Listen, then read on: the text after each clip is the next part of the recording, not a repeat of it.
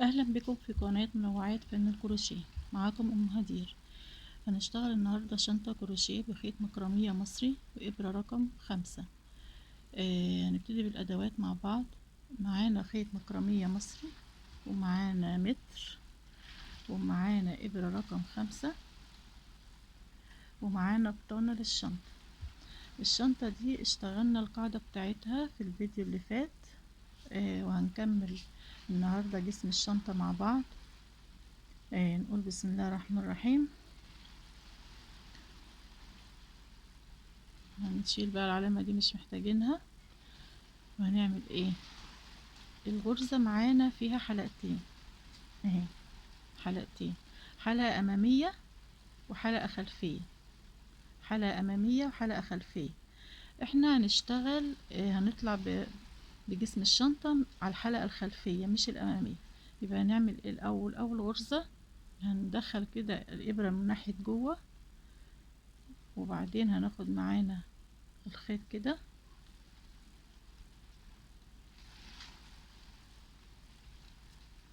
اهو، ونيجي تاني عند بداية الغرزة اللي خدنا منها الخيط، ندخل من تحت الحلقتين وناخد معانا الخيط كده ونطلع بمنزلقة كده. تمام. احنا بقى دلوقتي نفس الحلقتين اللي دخلنا فيهم الخيط هندخل الإبرة من بين الحلقتين كده عشان ناخد معانا الغرزة الخلفية ونطلع بغرزة حشو. يبقى انا كده طلعت على السطر التاني من غير ما اعمل ارتفاع ولا اي حاجة. دخلت كده بطريقة ان هي ما تبانش، ما يبانش ان انا طالعة يعني اهو. ونعلم اول غرزة حشو، وهنمشي بقى على كل الغرز في الحلقة الخلفية وغرز حشو.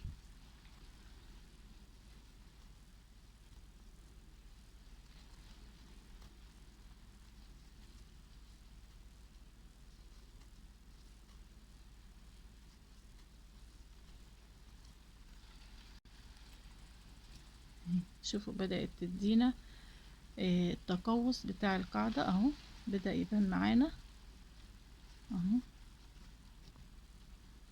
هنمشي على كل الغرز بغرز حشو في الحلقة الخلفية.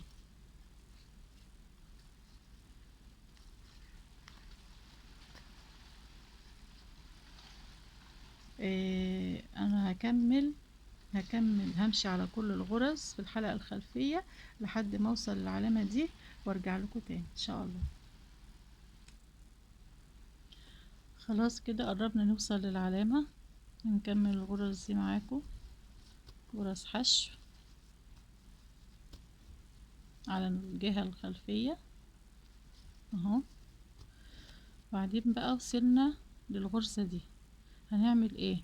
احنا خدنا السطر كله على الجهة الخلفية عشان يدينا ايه الشكل ده كده اهو، الشكل ده. هنعمل ايه بقى؟ هنشيل العلامة وهنرجع نشتغل غرز حشو عادية تحت الحلقتين اهو. كنا بنشتغل في الناحية الخلفية في اول سطر بين القاعدة وارتفاع الشنطة. بعدين لما وصلنا لاول غرزة حشو هندخل بقى تحت الحلقتين عادي، هنرجع تحت الحلقتين عادي ونطلع بغرزة حشو ونعلم برضو اول غرزة، ونكمل غرز حشو عادية خالص تحت الحلقتين، تحت الحلقتين نكمل السطر كله غرز حشو عادية.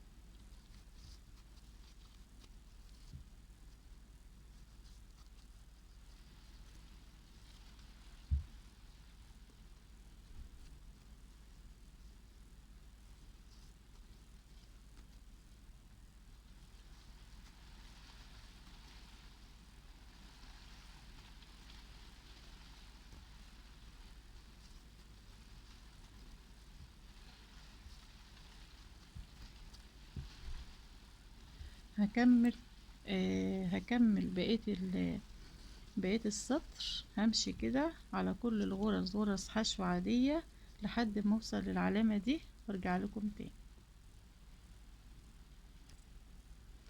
وصلنا للعلامة، هنشيل العلامة كده، نعمل غرزة حشو عادية ونعلمها. هنبتدي بقى دلوقتي في السطر ده هنبتدي نعمل غرزة خلية النحل. غرزة خلية النحل هنعملها ازاي؟ احنا جينا عند اول غرزة حشو وعملناها غرزة حشو. الغرزة اللي بعديها هنعمل ايه؟ هنعمل ايه بقى؟ ادي هنا اهي اول سطر هنسيبه وهننزل تحته ونقول واحد، ادي اتنين، ادي تلاتة، واحد اتنين تلاتة اهو. ده يبقى هنعمل ايه؟ هناخد اول كده اهي اول خيط اهو، وادي واحد اتنين تلاتة، وننزل في الغرزة اللي تحت كده اهو، نعمل غرزة حشو عميقة. دخلنا الإبرة وهنشد كده من الخلف كده ونطلع ونعمل غرزة حشو. يبقى احنا كده عملنا دي كده غرزة الحشو العميقة، دي كده غرزة الحشو العميقة. الغرزة اللي بعديها نعملها غرزة حشو عادية. هنسيب هنا احنا عملنا غرزة الحشو العميقة اهي، هنسيب غرزة بعديها، هنسيب غرزة بعديها وهنعمل في الغرزة اللي بعديها برضو اهو غرزة حشو عميقة اهي، وبعديها هنعمل غرزة حشو عادية.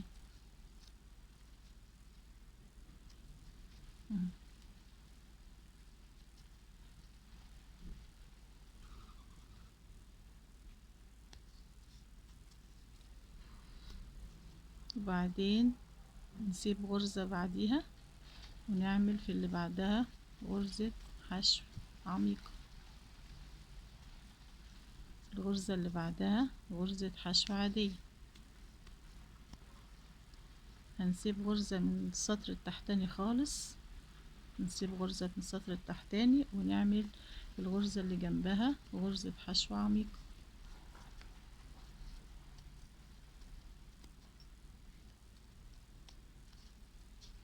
الغرزة اللي بعدها غرزة حشو عادية من فوق برضو اهو السطر الاخراني. هنسيب الغرزة اللي بعديها اللي بعد الغرزة العميقة هنسيبها وهناخد الغرزة اللي بعديها وهنعمل غرزة حشو عادية.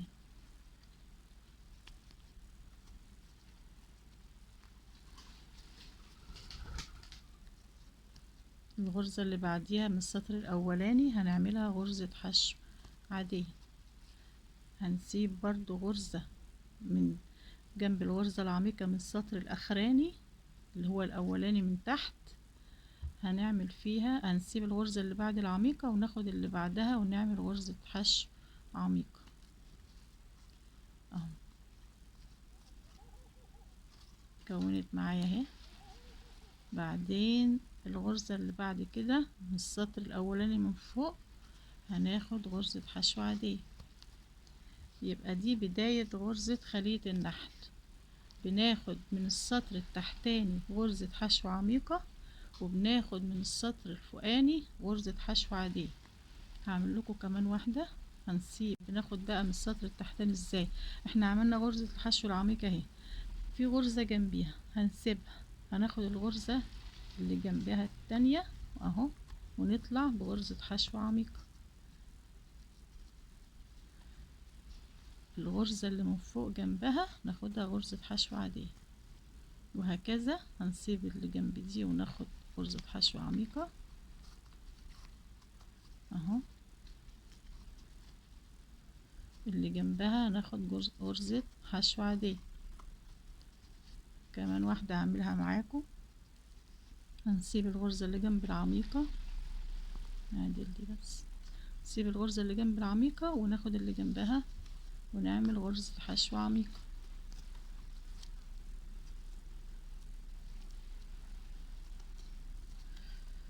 واللي فوق من اول السطر هنعمل غرزة حشو عادية.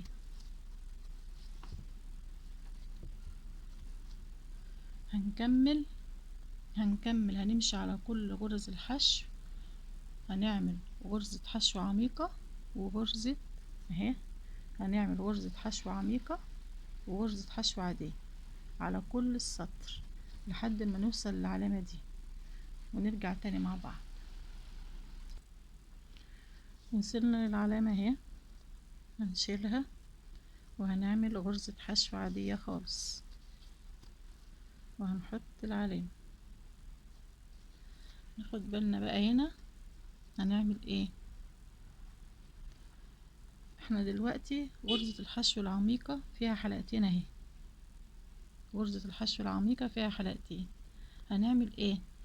الحلقة دي فيها حلقة يمين وحلقة شمال، احنا هنسيب الشمال دي عشان نبقى ناخدها مع الحلقة بتاعت اليمين بتاعت اخر سطر. يعني هنسيب حلقة اول سطر، اول غرزة في السطر مع اخر غرزة في السطر، يبقى دي مش هنستعملها، هنسيبها دلوقتي.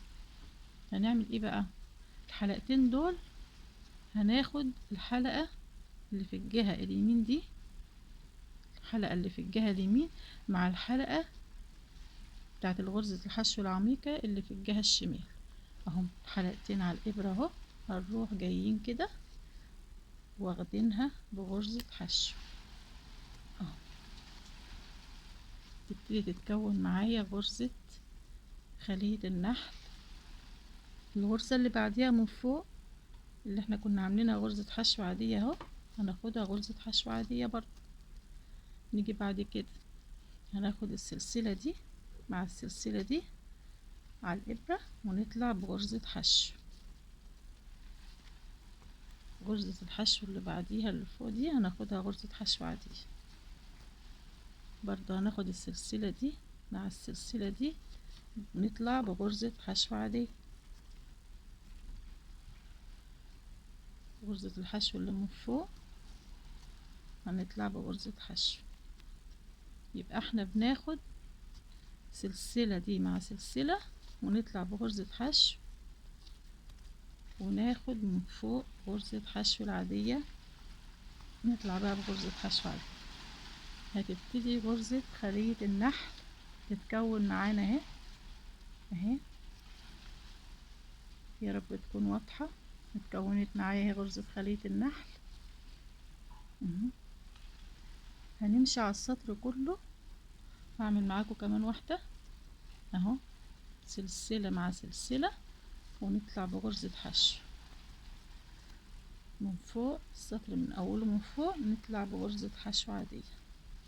احنا بنعمل غرزة خلية النحل نكونها، وبعدين جنبها غرزة حشو ناخدها بغرزة حشو، ناخد غرزة خلية النحل نكونها، وناخد اللي جنبها من فوق غرزة حشو عادية ناخدها غرزة حشو عادية.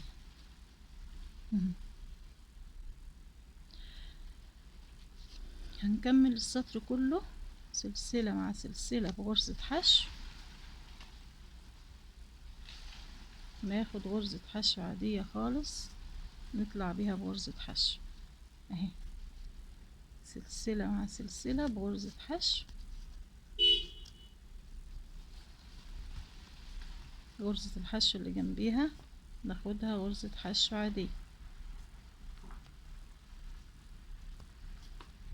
اهو.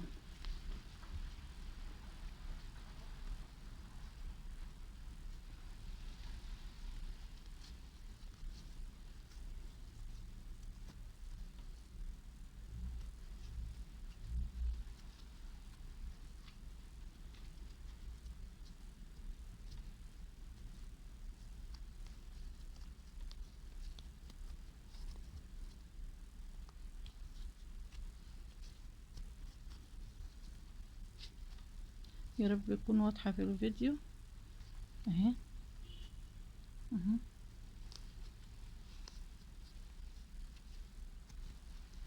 غرزة الحشو اللي من فوق خدها بغرزة حشو اهي.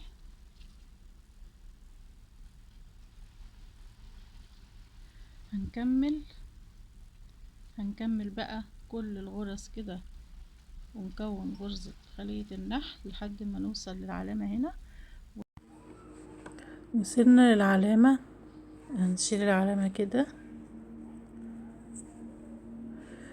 وهناخد السلسلة اللي سبناها من اول السطر مع السلسلة اللي في اخر السطر، وهنطلع بيهم بغرزة خلية النحل.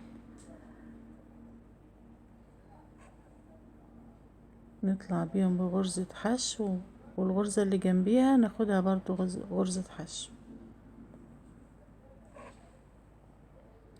نيجي بقى الغرزة اللي جنبيها اللي هي غرزة خلية النحل، هندخل جواها السلسلتين دول، هندخل جواهم ونطلع بغرزة حشو عميقة. الغرزة اللي جنبيها هناخدها غرزة حشو عادية.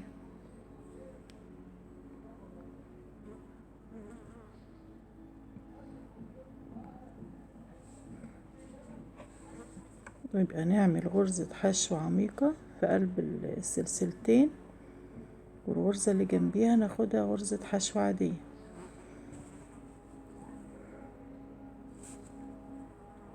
هنمشي على كل الغرز، نخش بين السلسلتين نعمل غرزة حشو عميقة، والسلسلة الغرزة اللي من فوق ناخدها غرزة حشو عادية.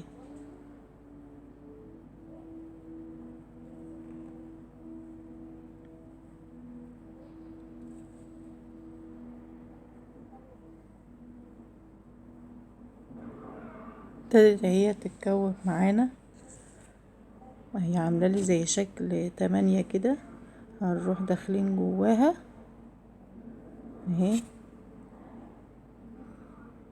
هندخل جواها في النص ونروح طالعين بغرزة حشو عميقة. ما ننساش الغرزة اللي جنبها من فوق ناخدها غرزة حشو عادية.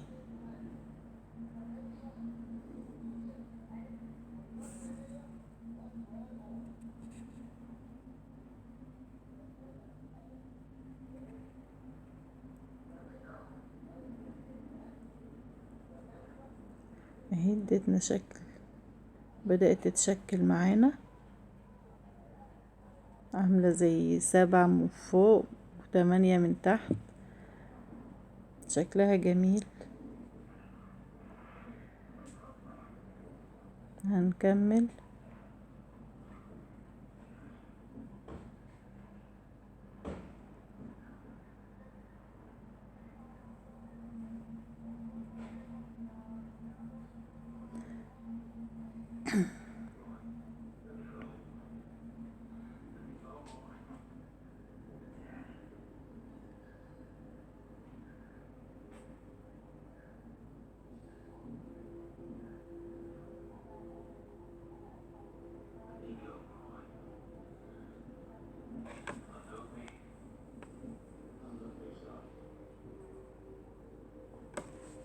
هنفضل بقى مستمرين بنفس الطريقة كده لحد ما نوصل للعلامة، ونرجع تاني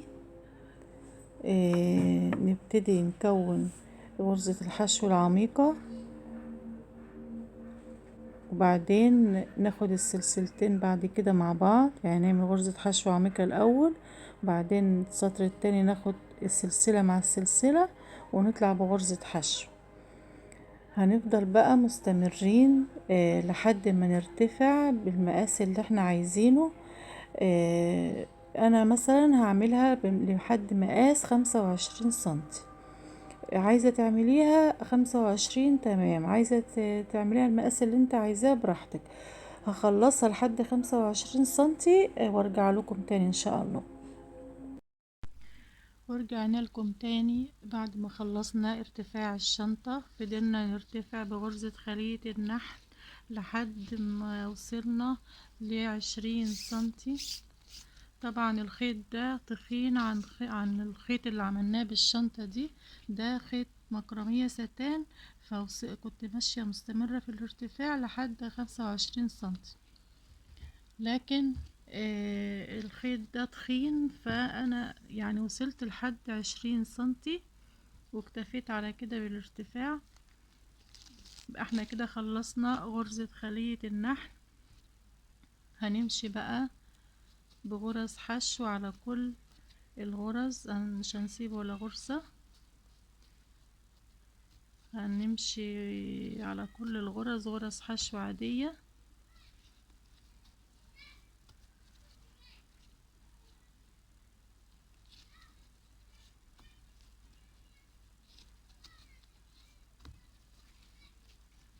ايوه نسيت اقول لكم ان انا ركبت مسامير في القاعدة. المسامير دي بنجيبها من عند محل الخيوط.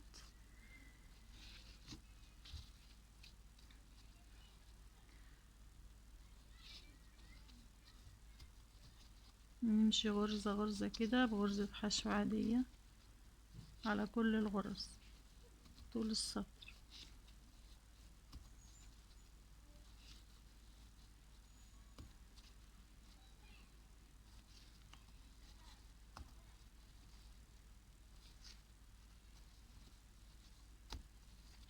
هنفضل مستمرين على كل الغرز بغرز حشو عادية لحد ما نوصل للعلامة دي، وهنرتفع تاني يعني سطرين او 3 زي ما انت حابة ان يكون في غرز الحشو. انا يعني زي ما قلت لكم ان الخيط ده تخين شوية، فهعمل سطرين بس غرزة حشو عادية وارجع لكم تاني ان شاء الله.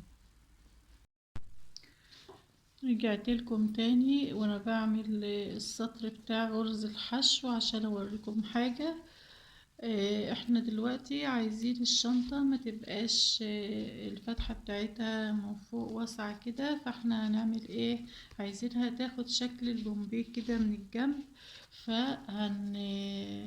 هنروح ضمين الشنطة من الناحية دي ومن الناحية دي، وهنيجي عند هنا في غرزتين اهم في الجنب، هنسيب الغرزتين دول وهنسيب غرزتين من جهة الشمال كده وغرزتين من جهة اليمين، وهنروح عند، يبقى احنا كده هنعد ادي 1 2 3 4 5 في الغرزة السادسة كده، وهنروح واخدين ضمين الغرزتين كده على بعض كده اهو،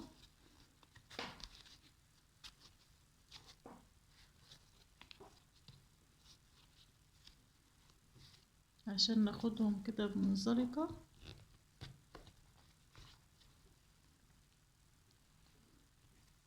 احنا كده ضمناها اهي على بعض، اديتنا الشكل ده، اديتنا الشكل ده كده من الجنب.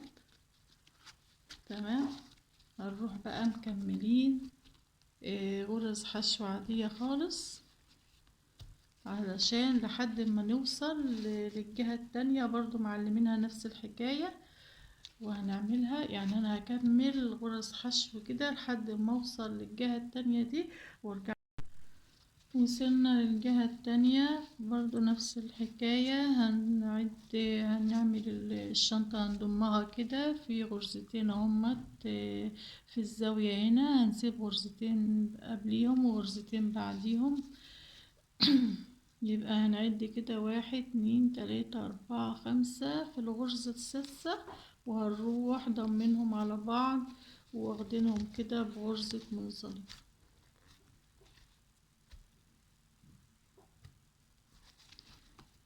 تمام، اديتنا الشكل ده كده، اديتنا الشكل ده.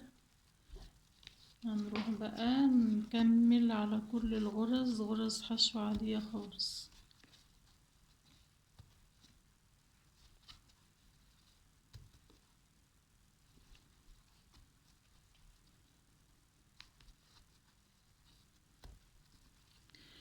جينا احنا هنا كده عايزين نحط الايد. انا شغلت الايد اللي هنحطها كده. اليد دي ان شاء الله هبقى اعمل لكم ليها فيديو علشان ما اطولش الفيديو ده عليكم. فاحنا عملت 2 ايد هنحطها كده، بس هنحطها ازاي؟ عايزين نحطها مظبوطة تبقى قصاد بعض، يعني زي ما هنحط هنا هنحط في الجهة التانية. هنعمل ايه برضو؟ هنضم الشنطة كده على بعضها. احنا خلاص خلصنا الجهة دي والجهة دي من الضم كده.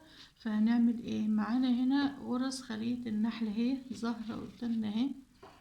هنروح نعد، ادي غرزة، ادي غرزة، ادي 1 2 3 4. مثلا لو عملناها كده هنعد من الجهة التانية 1 2 3 4 وعملناها كده تهيألي إيه مظبوطة كده. يبقى هنعمل ايه؟ هنعد تاني من الجهة دي 1 2 3 4. تمام. هناخد بس غرزة كمان، دي هناخدها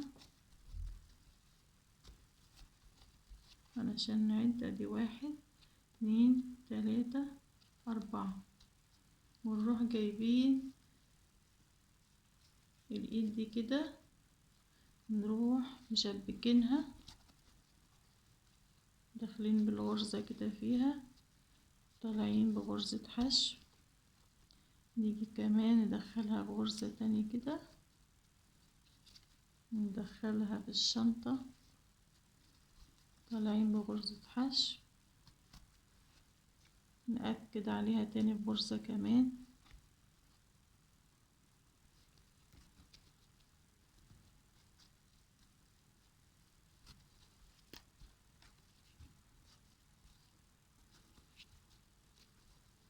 نطلع بغرزة حشو كده.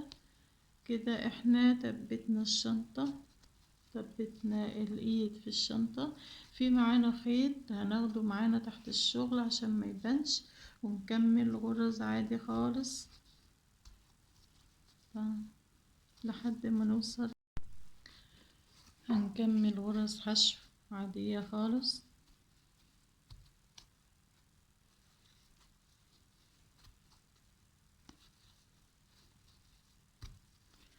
هنيجي نعد برضو، ادي 1 2 3 4. المفروض نحطها هنا، هنعدلها كده. في غرزة كمان هناخدها الاول،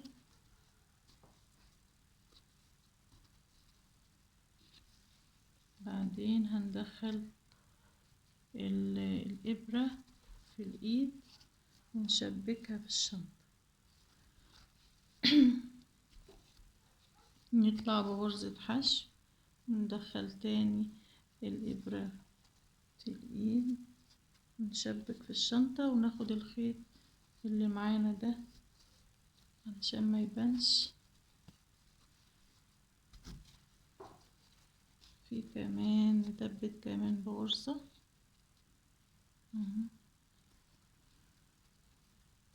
ندخل.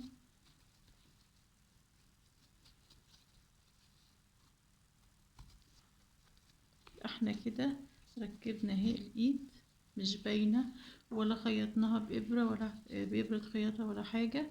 احنا ثبتناها بطريقة ما تبانش. هناخد معانا الخيط ده وده تحت الشغل كده، نمشي بغرز حشو عادية خالص. تمام. هنفضل بقى ماشيين بغرز حشو عادية برضو.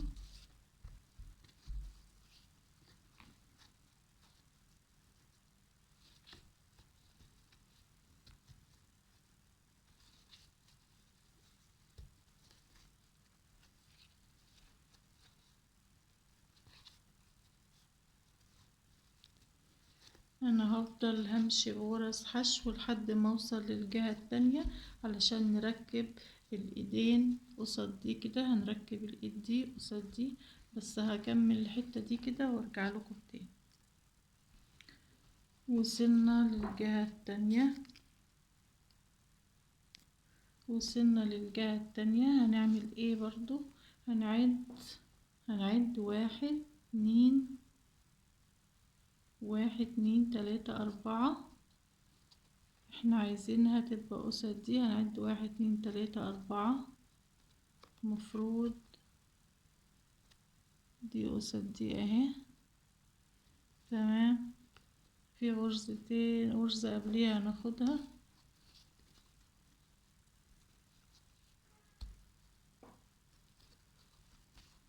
وناخد الايد معانا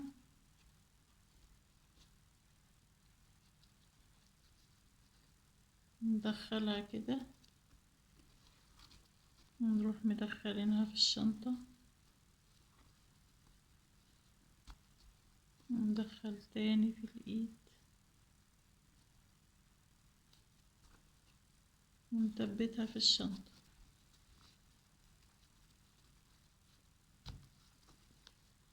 خد غرزة كمان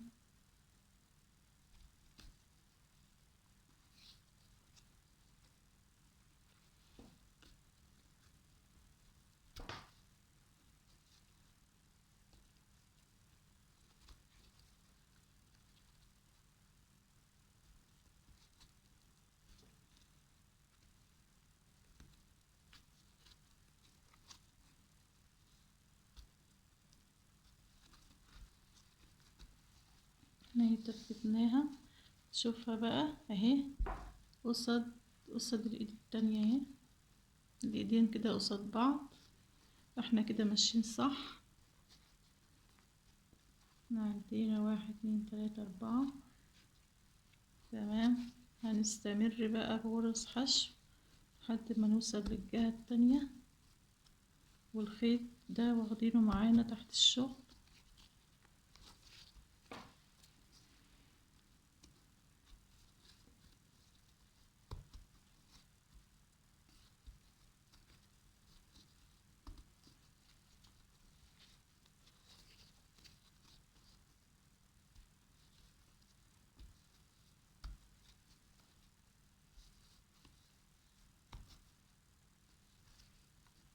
نعمل ايه بقى؟ هنعد برضو هنا، هنقول 1 2 3 4 تمام. 1 2 3 4 غرزة تاني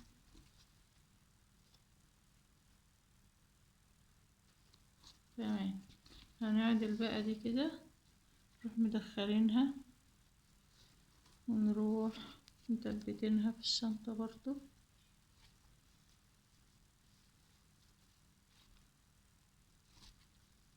نطلع بغرزة حشو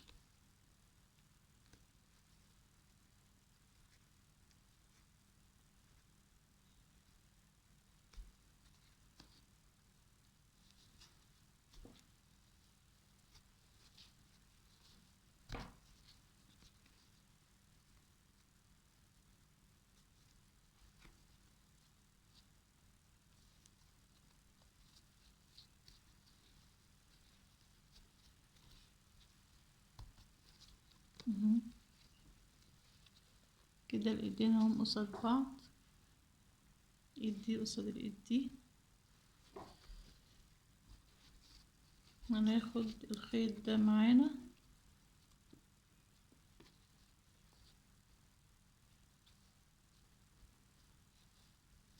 نكمل غرز حشو عادية خالص.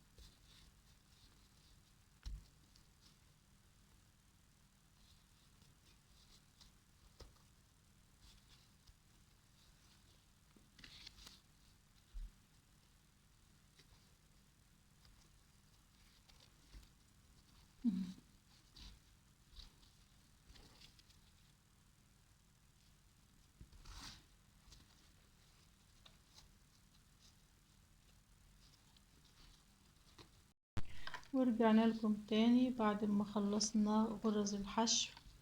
احنا ركبنا الايد وعملنا سطر غرز حشو وركبنا في السطر ده الايد. وعملت سطر تاني بعديها غرز حشو عادية داير ما يدور، وركبت اللوجو بتاعي. والبطانة عملتها على المكنة، هبقى اعمل لكم فيديو ليها ان شاء الله. وثبت السوستة. الاول انا خيطت السوستة في البطانة على المكنة، وبعدين ثبت بقى البطانة في الشنطة بدبابيس علشان نخيطها، عشان متبقاش صعبة، تبقى سهلة علينا. وركبت لها ايد شنطة جلد، ده برضو بنجيبه من عند محل الخيوط. وهنشوف بقى العرض بتاع الشنطة كام بعد ما خلصناها.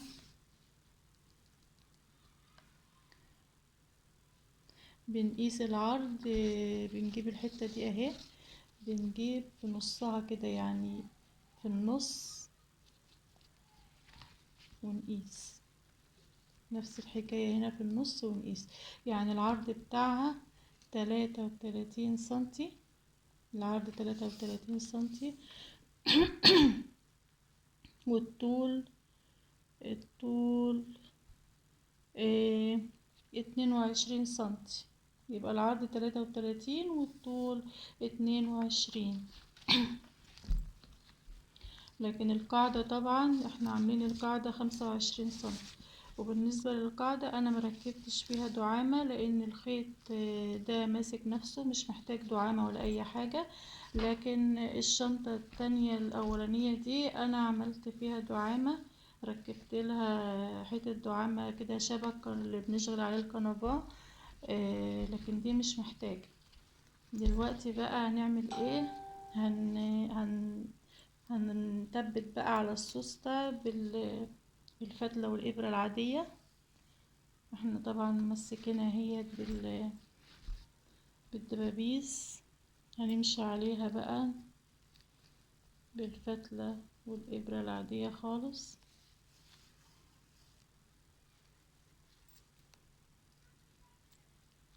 هنخش كده ما بين الغرز ونحاول ما نخليش الفتلة تبان، ونمشي كده واحدة واحدة. احنا هنا مش عايزين الخيط يجي عند السوسته كده من فوق. احنا هنمشي من عند الحرف بتاع البطانة اللي بين السوسته والبطانة، وهنروح مدخلين الإبرة سراجة عادية خالص، مش فيها اي مشكلة.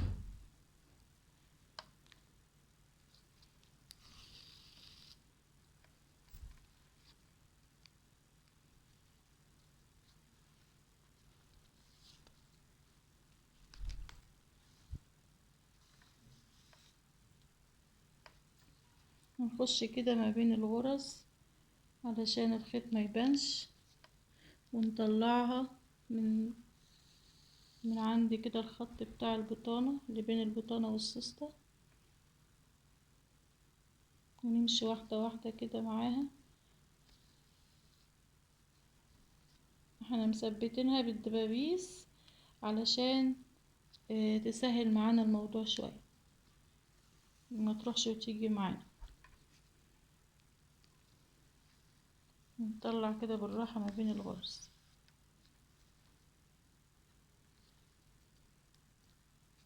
ان شاء الله باذن الله ابقى اعمل لكم فيديو نجيب المكنة مع بعض ونشوف ازاي نجيب المقاس بتاع الشنطة، نعرف ازاي مقاس البطانة عشان ما تبقاش كبيرة ولا مكلكعة في الشنطة، نعرف المقاس مظبوط ازاي.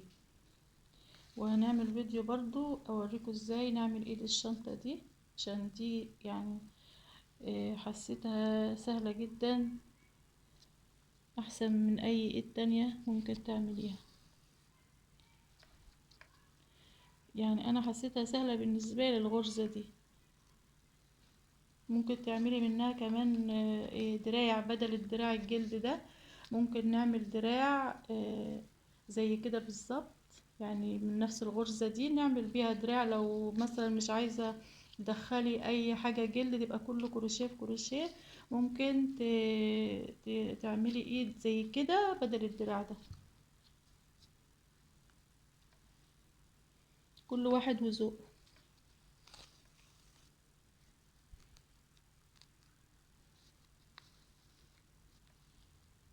انا بقى هكمل سراجة على كل السوستة كده لحد ما اخلصها، عشان بس الفيديو ما يبقاش طويل قوي وهرجع لكم تاني ان شاء الله. كده ركبت السوستة خلاص، وكده الشنطة خلصت معانا. يا رب الفيديو ده يعجبكم، واكون قدرت اشرح لكم كل التريكات اللي ممكن تقف قدامك في شغل الشنطة. واشوفكم ان شاء الله في الفيديو القادم بإذن الله. والسلام عليكم ورحمة الله وبركاته.